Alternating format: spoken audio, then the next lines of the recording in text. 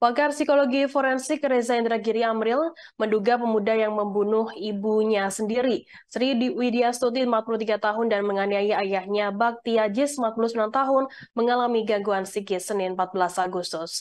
Reza menyebutkan pelaku bernama Rifki Aziz Ramadan 23 tahun tersebut diduga mengidap Intermittent Explosive Disorder atau IED. Hal ini terlihat dari amarah Rifki yang tega menusuk ibunya puluhan kali di kediaman mereka di Jalan Takong, Tapos, Kota Depok pada Kamis 10 Agustus. Reza menjelaskan IED merupakan gangguan seseorang yang mengalami kegagalan dalam mengontrol rasa amarahnya dan memiliki dorongan untuk bertindak secara kasar. IED timbul karena berbagai faktor, satu di antaranya faktor lingkungan.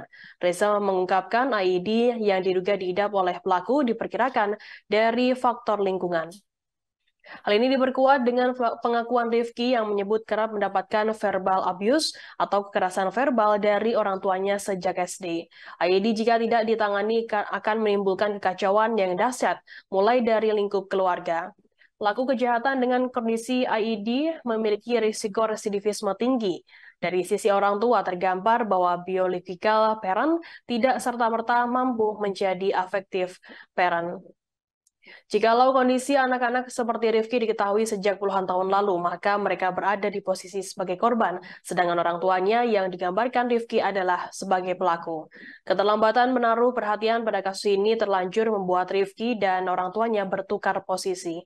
Dalam keterangan kepada polisi pun, Rifki juga mengaku menyimpan luka dendam mendalam hingga menjadi kebencian terhadap sang ibu dan juga sang ayah.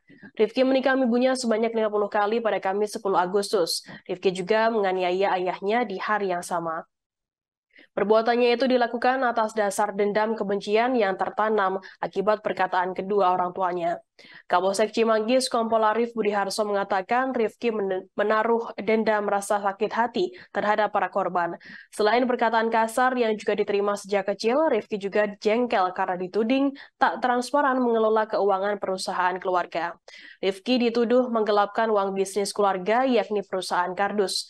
Atas perbuatannya, Rifki disangkakan pasal 340 KUHP tentang pembunuhan berencana. Terima kasih sudah nonton. Jangan lupa like, subscribe, dan share ya.